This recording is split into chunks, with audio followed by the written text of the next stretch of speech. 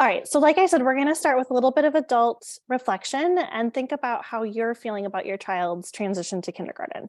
Are you worried? Are you excited? Do you have other feelings? What big questions do you have? How do you tend to present when there's a big change? Are you someone who is like, boom, boom, boom, I have my list and I'm checking it twice and we're going to make sure everyone's ready? Are you someone who tends to avoid, right? And is like, oh, that's happening months or weeks away. I don't need to worry about that. I'm not going to think about it until right before it starts. Are you someone who feels change deeply in your body? Are you someone who feels it more in your emotions? So we can just do a little bit of reflection. And we can also think about what your early school experience was like. So as adults, we all have our own experience that we carry with us as it relates to school. Some people might have a really positive experience. Others might not have such a positive experience, and that can come out in our feelings or our body as it relates to this big transition that we will be experiencing and supporting our kids through. So those are the two reflection questions. And one of my favorite ways to reflect is to write it down. So really thinking about what's my emotional state, how am I feeling? Do I have double dip feelings, as I like to call them? Am I excited and nervous and a little sad maybe to be saying goodbye to whatever stage or program or daycare or babysitter or having my child be at home? Am I feeling a loss with that? Am I feeling nervous about not knowing all the details of where they're going? Am I feeling really excited that they've made it to this really big milestone of kindergarten? So we can write that down. We can write down how we're feeling in our body. Again, are we noticing tension? Are we noticing a lot of energy? So just thinking again about what your feelings are about your child going to kindergarten and thinking about and thinking back, what was your early school experience like? And just taking a minute or two now to write that down.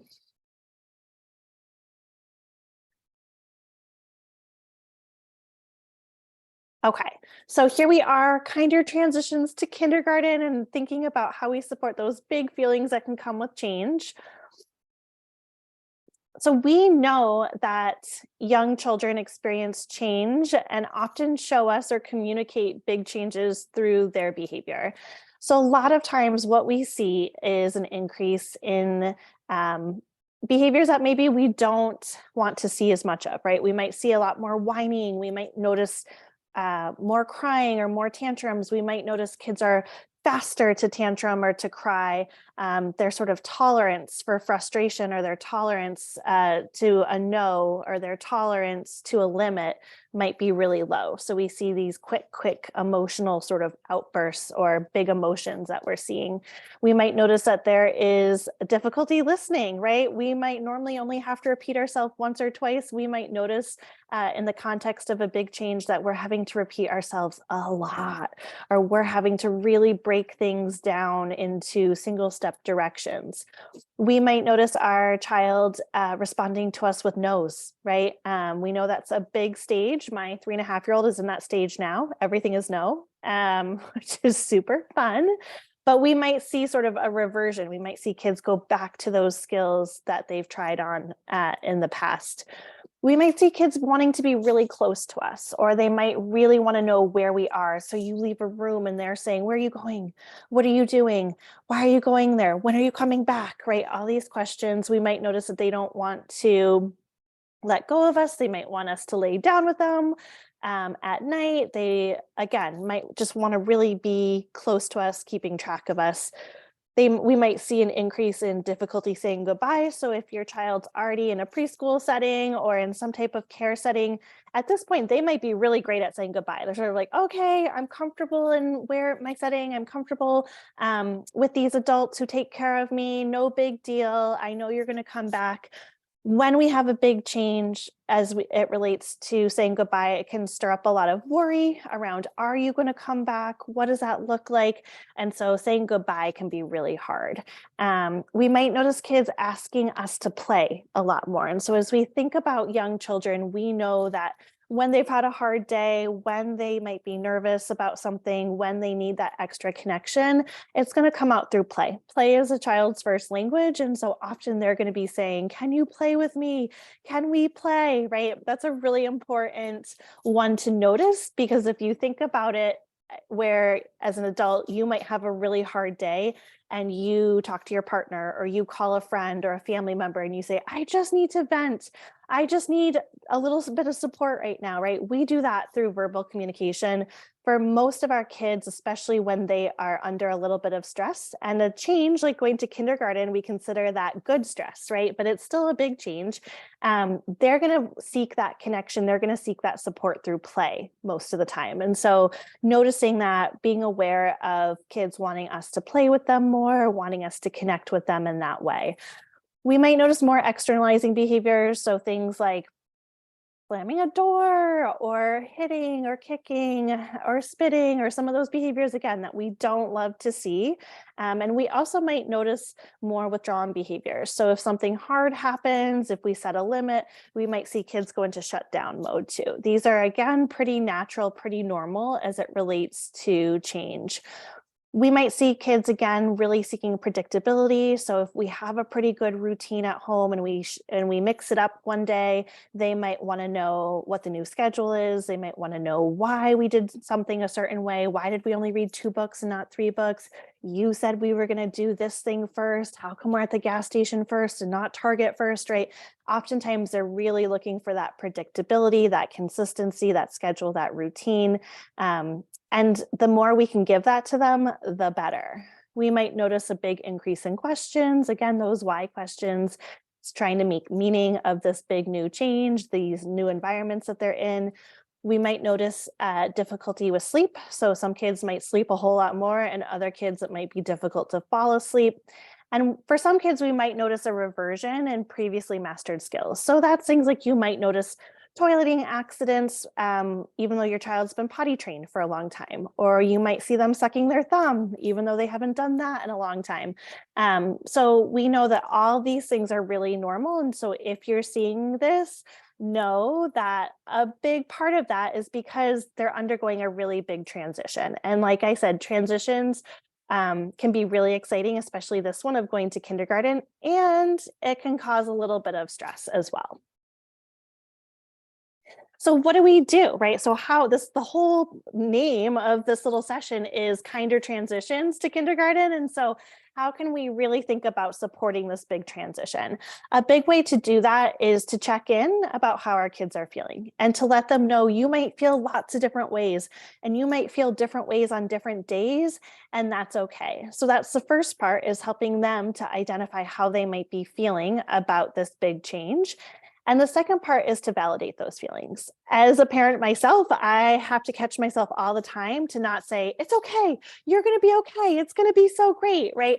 I think internally we're saying that because we want that to be true for them too. And if they're really nervous or they're sad or they're, scared to go to this new place, that's okay. We can validate those feelings. You're really scared. I hear you. And I know you're going to be safe at your new school, right?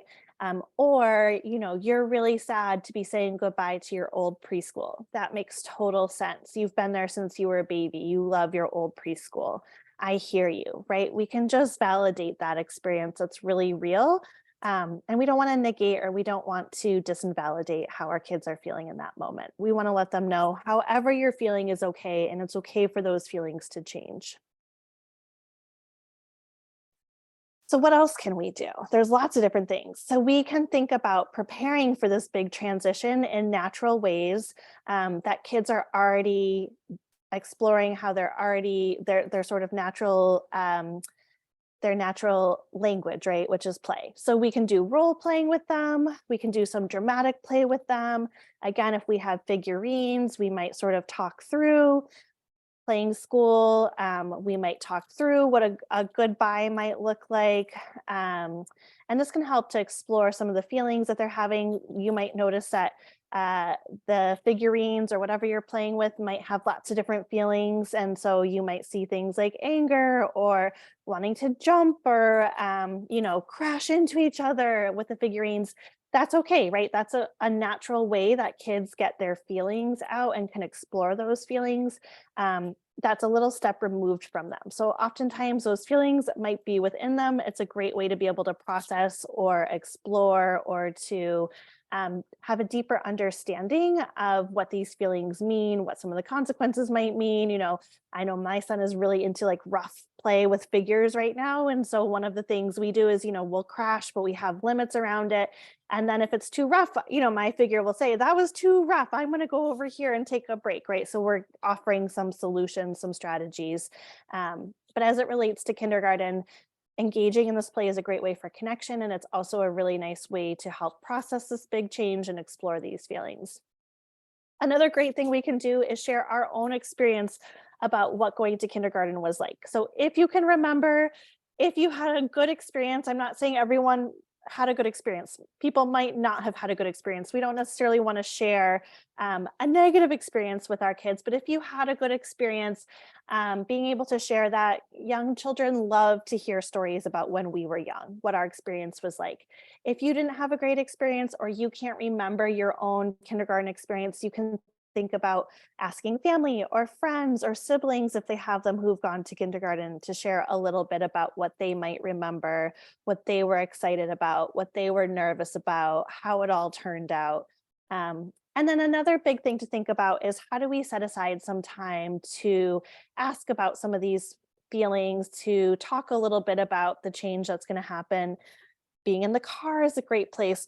Car chats are wonderful because we don't have that direct eye contact. And so a lot of times kids feel more comfortable sharing. They feel more comfortable um, putting some of their feelings out there, talking about things that might feel a little bit hard. Laying in bed is kind of the same thing. They might open up a little bit more. And then on a walk is another great place. So again, we don't have that direct eye contact. We're able to move our bodies, which can help us to stay regulated. And sometimes we have some deeper conversations when we are in these types of environments. Another thing that we can do to really help make this transition as positive as possible is to create a social story. And for folks who aren't familiar, I have a little example of a scripted story. So again, you can use your own child's name in there. Using their own pictures is great. This is just a very, very short social story. I have a tip sheet for you next, where um, it's actually a resource that you can download, and you can make your own social story. You can add pictures. You can add pictures of the school. You can add pictures of your child in front of the school, by the playground, um, anything really that you want, that you think might help to support this transition. So the idea of the scripted story, again, is that you can individualize it to your child. And if they have specific worries or fears, or if they're just really excited, being able to highlight, I am so excited to go to kindergarten. I can't wait to go to kindergarten. These are the things I'm excited about. You can capture that too, and kids can look at it. You can review it or read it. And it's another way to just sort of help shift and show that experience for kids. And so here are some of the steps that you can take to create the scripted story. So the first is thinking about the situation, which in this case might be kindergarten. Although if you find yourself in a situation where like bedtime is really hard, or waking up in the morning is really hard, or getting out to the car and getting buckled in the car seat is really hard, right? You can think of something more specific too, as it relates to your daily routine or what that will look like when kids are going to kindergarten. And you can think about how you would like it to go. What is that sort of magic wand question? If you had it your way, what would it look like? And then you can also think about some ways that it might not go so well. So that's the first part. The second part is to really write this down from your child's point of view, using really short and simple sentences, and focusing on the behavior that you'd like to see instead of whatever's hard or challenging. And then you can also think about how your child might manage those frustrations or those challenges successfully. So again, as it relates to kindergarten, we might say, we have to wake up really early for kindergarten. Waking up early is really hard. Sometimes you don't want to wake up and you say, no, I'm not getting out of bed. But we know when, you're able to, you get a big hug from mommy, that helps you to wake up. Or we know that when we're able to count to 3 and then say, wake up, that helps us. So again, you can think about what fits for your kids. You might offer a choice in there. If you don't want to wake up, you can decide, I'm going to wake up now, or I can ask for 5 more minutes before I have to wake up, and we can use a timer and set it. And then at the end of the story, we want some type of positive outcome, so that, again, we're really focused in on that positive, that skill building. And then it's great to be able to add those real pictures of your child or their friends or their family or their school. If you don't have real pictures, you can ask kids to draw pictures themselves. And you can also obviously use the internet or magazines if you're looking for photos. So this QR code takes you to this resource that is just the whole tip sheet that I just sort of summarized, but it offers a little bit of a deeper dive in how you create a scripted story and what they might be useful for. So again, in this instance, we might talk about what our first day of kindergarten is going to look like, how we wake up, where we're going to go, what door we're going to go in, whose classroom we're going to. Again, just to help them feel safe and secure during this big change, knowing that the first day is going to feel hard for a lot of kids. Maybe not every kid, but even those kids where it feels pretty easy and they go off and they're like, all right, I'm here, I'm doing this. It's still really nice to preview with them so they have that sense of security, safety, and there's already the starting connection between home and school to say, we know what's happening at school, we know where you're going to be, and we're reviewing that at home. So some other ideas that you can do to really help make this transition as happy as possible, as sort of social emotionally put together as possible, is you can ask your kindergarten teacher if they have a sample daily schedule of what a typical day might look like, and you can review that schedule. So that's another great way to offer predictability, to offer consistency, to say, I know what your day is going to be like, even though I'm not there with you. You're going to go in, you're going to wash your hands, you're going to hang up your book bag, you're going to go into small groups, or you're going to go to circle, you're going to have a snack, you're going to go outside, you're going to do math or reading, whatever that looks like. That can be really helpful too for kids who are already in some type of preschool or childcare or receiving care where they have some type of daily schedule. You can talk about what looks different, what looks the same, what are you excited for? Do you have questions about what this thing is? So again, just being able to preview that and help to support them in that. You can visit the school playground or the fields at the school. Again, anytime we can go to that school and just get a little bit more comfortable, having seen it, having explored it, that's going to help with that safety and security. And while you're there, maybe you will find some other kids who are also entering kindergarten, or maybe there are other ways that you're able to connect with other families who also have kindergartners heading into the same school. Again, when children are able to meet some kids or have some informal play dates or meet up at the park, it just is another way for them to feel safe and secure. They have sort of that friendly face that they've seen before, and that can be really helpful in the first beginning weeks of school, as well as they're getting to know the other kids in their class.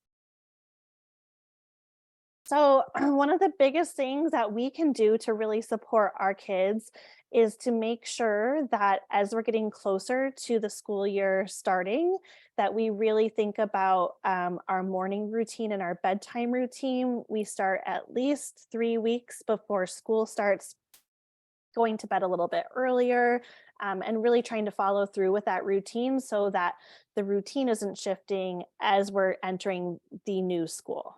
That can be a lot of change all at once. If we already are practicing kind of what the morning's going to look like, what bedtime's going to look like, we've backed up our maybe summertime bedtime hours, which might be later than our school year bedtime hours.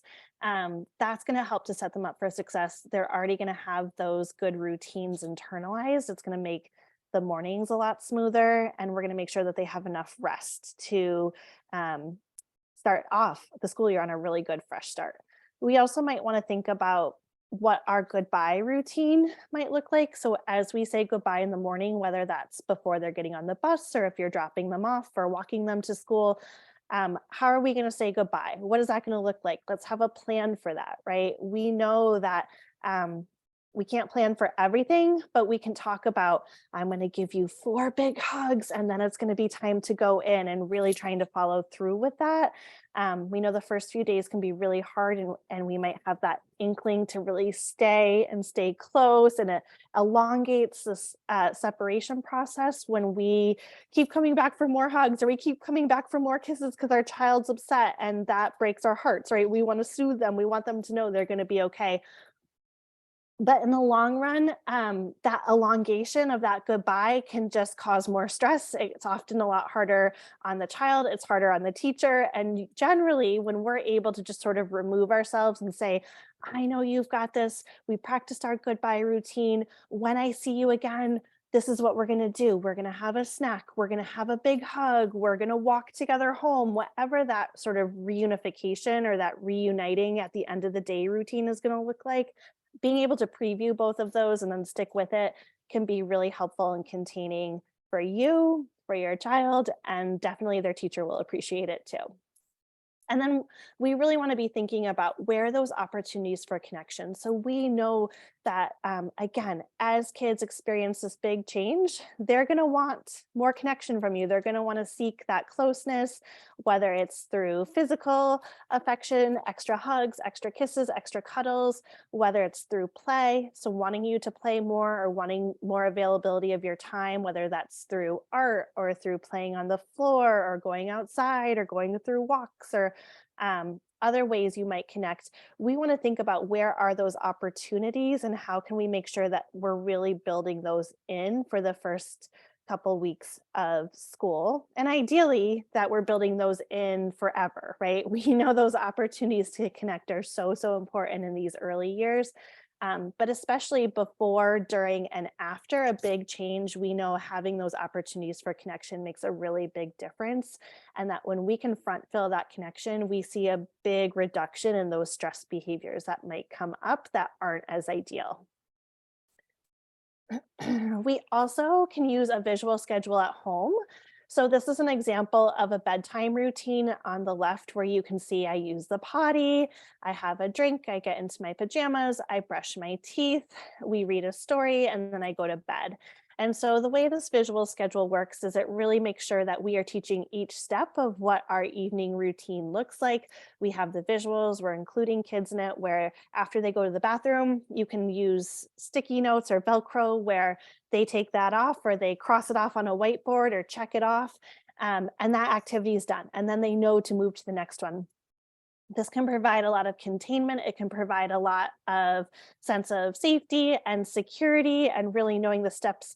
And it can help us to really make sure that we're not engaging in power struggles as it relates to routines, right? So we can sort of use our schedule and say, oh, I know you really want to play more. You really want to watch a show, but you just had your milk. Now it's time to get into your pajamas. And that's that idea of the first pajamas, then we brush our teeth.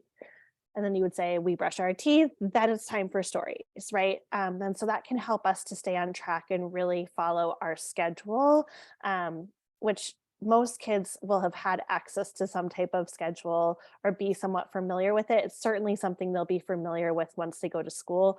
But thinking about a visual schedule for morning routines or for bedtime routines, or again, if there's a part of the day that already feels challenging, or a routine that already feels challenging that you do daily, this can be a really powerful tool that we use. And it certainly can help kids before a big transition like kindergarten. And again, I have a resource listed here for you, this visual routine and schedule. And there's a QR code where if you hold up the camera function on your phone, it'll take you right to this resource that can help to talk about if you want to create your own visual schedule at home for a routine, what that can look like. Okay, so this is another really great evidence-based practice. This is called banking time. And if anyone follows Big Little Feelings, you'll have heard of it as the 10-minute miracle. but this comes out of research from the University of Virginia. And so what banking time is it started in a school setting, but they found that when teachers played one-on-one with a child for 10 minutes, 2 to 3 times a week, we saw a huge reduction in challenging behaviors. We saw more positive relationships. We saw more empathy within the relationship. And overall, there was more satisfaction and joy within the relationship. So the way banking time works is it's a short thing where if you have siblings, someone else needs to be, or the siblings either need to be occupied doing something else. So maybe they're watching a show or playing on an iPad or doing their own thing, doing their own homework if they're older or whatever that looks like. And you're really focused in on one child. And part of this is that it's really child-led. So you might just observe, you might just notice how they're playing. You might really allow them to drive the play or to direct the conversation. So you're not asking a ton of questions. You're really letting that child play the way they want to play, and you're there with them. You might narrate what they're doing. So similar to a sportscaster, you might say, wow, you've got the big truck. Okay, now the big truck's driving on the road. All right, the truck's going so fast. Whoa, it's going so fast, right? So again, we're just literally saying what we're seeing that child do and how they're playing. And we're not asking a lot of questions. We're not saying, should I do it this way or do it that way? We're really allowing the child to guide us and play how they want to. We're going to label how we think the child might be feeling or what they might be experiencing. So if those trucks are crashing, you might say, whoa, these trucks are crashing. I wonder if you're feeling frustrated and that's why they're crashing. Or if everyone is having a really loving moment with figurines or whatever that might look like, you might say, oh, I wonder if you're really thinking about your family or you're really thinking about how much love you have in your heart, right? So we're, again, labeling some of those feelings. And then this last one's a little trickier to do, but we're trying to, the best we can, understand what our child might be seeking from us in this point. So through this play, sitting with them, are they trying to say, I want you to understand me? Are they trying to say, I want you to see me? Are they trying to say, I'm just so glad we're here together, getting to have these 10 minutes by ourselves? And so again, this is really meant to be short and doable. It's 10 minutes, doing it 2 to 3 times a week. The evidence showed that we saw all these really powerful gains in relationship, decrease in behaviors that adults previously found annoying or challenging, and an increase in empathy for both adult and child. And so it's something I definitely recommend. I think it can be really powerful too to say, I'm putting away my phone because you are so important. I'm going to be here right with you. And again, this works best. We don't want to screen, right? So like playing a game on an iPad or watching a show doesn't really have the biggest bang for your buck as if you're getting on the floor and letting that child pick how you're going to play, whether it's puzzle or cars or Magnetiles or whatever that looks like, Legos. And then another way that we can really support this big transition is through books and through transitional objects. So one book that I love for getting ready to go to kindergarten is called The Kissing Hand. And in this book, this raccoon parent talks to their little raccoon about how they're always with them. And if the little baby raccoon or little raccoon is missing their parent, they can just look at the palm of their hand because the parent raccoon has kissed the palm of the little raccoon's hand and vice versa. And so if they're missing each other during the day, you can look at that hand and hold it to your heart or hold it to your cheek. And it's like getting a kiss from your parent. I've had some families who have drawn a heart on the hand or put a little raccoon sticker on the hand or stamp. And again, they've read this book a few times, they've sort of previewed it, and they talk about their kissing hand, and that the parent, if they're missing their child during the day, can look at their hand, and that child can look at their hand as well if they're missing their parent and feel connected. So that's one way to think about those goodbyes, or again, this idea of I'm with you, even if I'm not physically with you. You might put a picture in your child's backpack or lunchbox or coat pocket. Again, something that they can look at if they're missing you or feeling sad. Some families that I've worked with have made bracelets together that they wear on the first day. And again, it's a physical representation that even though I'm not right there with you, I'm with you in my heart. I'm here with you. You wear your bracelet. I'm going to wear my bracelet. And this way, if we feel sad during the day or we feel nervous, we can look at our bracelets and know we're together and that you're going to come back for me at the end of the day. You might also think about some type of comfort object that, again, can stay in a backpack or stay in a cubby. We don't want to be bringing outside toys in if that's not part of the rules or expectations of school. But for those first few days, just knowing that there's something comforting and familiar can really help a lot of kids. And then we have some examples of books that families can read or look at prior to school. And then last but not least, it's really important to remember that you might see some really big meltdowns when kids are coming home after the first few weeks of school or before school starts. And that's because you're their safe person, right? They feel the safest with you. They can let out all their true feelings with you, especially in those first couple weeks of school. They're probably holding a lot in, trying to hold it all together, learning something brand new, new routines, new people, new environment. It's a lot, right? And so we know that you're their comfort person, you're their love, you're the one that they feel safe and secure with. And so if you're seeing these massive meltdowns, just remember that it's kind of a blessing. They're saying, I feel good with you. I feel safe with you. I can let this all out. Um, and we can also think again, back to those opportunities for connection. This is where banking time can come in really big, where we can think about how we get in those extra hugs and cuddles and kisses, where we can decrease demands as much as possible. So we might know our child's really good at putting their own dish in the sink or putting all their clothes in their hamper. We know in these first couple of weeks, it might be hard for them to do that. We want to try and avoid those power struggles. We don't want to put more demand on them. So if you're having some hard moments, think about what your non-negotiables are that you need to hold on to and how can we let go of some of the other stuff that might not be as important, knowing that as your child gets more comfortable in school, you can always go back and rebuild those kind of asks or put back into their routine those things that they typically do. Notice sensory stimulation. So for a lot of kids, school's a lot of sensory stimulation, right? It can be loud, it can be busy, kids are bumping into one another, you're moving around the classroom. And again, this is new for everyone coming into this classroom. And so thinking about what your child needs. For some kids, that might mean they need it to be pretty calm when they get home. They want it to be soothing. You don't want to have a ton of like loud blasting things. For other kids, they might be on the other end where they're like, I need to get some of my sensory input out. So I need to go climb, or I need to bounce, or I need to jump or crash my body. So you know your child best, but just think about what they need in that sense for sensory. And then really hold on to the power of routines, rituals, and consistency. I think those are the things that help kids to feel most safe overall when we sort of follow through with what we say.